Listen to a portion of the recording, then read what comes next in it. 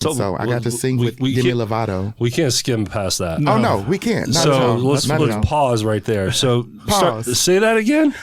You're sitting amongst a superstar. Repeat yourself, please. Superstar.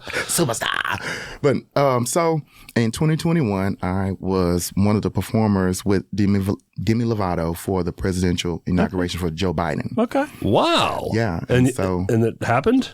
It happened. Wow. And this is during the virtual time. And so, oh, man. So you didn't go to the White House? So I didn't get a chance to get into the White House. But man, what an honor, though. But, it was just so cool. I was like, oh, my God.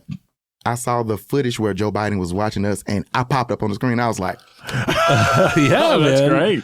I'm like, hey, I made it. Mama, I made it. Talk about visibility. That's giving you a few eyeballs for and sure. when I say I couldn't say anything to nobody. You sign NDAs, you fly you off this place, and you got to go do this and do this. But I was just like, I can't believe this is happening to me right now. What a neat experience. I couldn't believe it. And so when it happened, it aired that night of the, the inauguration and all that, I didn't say nothing to nobody, my mama, nobody at all. And so I started getting a flood of texts. I said, oh, it's happening. I said, oh, it's happening. It's happening. And so from that momentum, I said to myself, I said, this is your chance. This is your time to go ahead and jump in and really do this thing. Right. And so I was playing for, I've always played for churches, gospel.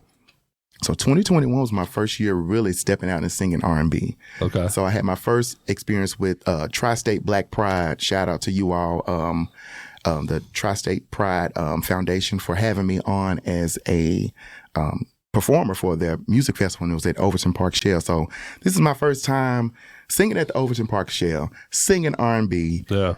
It's a hell of a first show. I mean, a hell of a first show. Yeah. And let me tell you what's even crazier about it.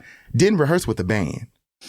Our first performance was when I walked on stage. Just do your homework and show up. The great thing about, and what I always said about the gift, I'm so grateful and proud to have the gifts that I have, because if I hadn't been in church, or not even so much about the spiritual part of it, but if I hadn't had that musical upbringing where I'm used to being in rehearsals with me just playing the piano and singing and teaching the background, so because that's what I would do.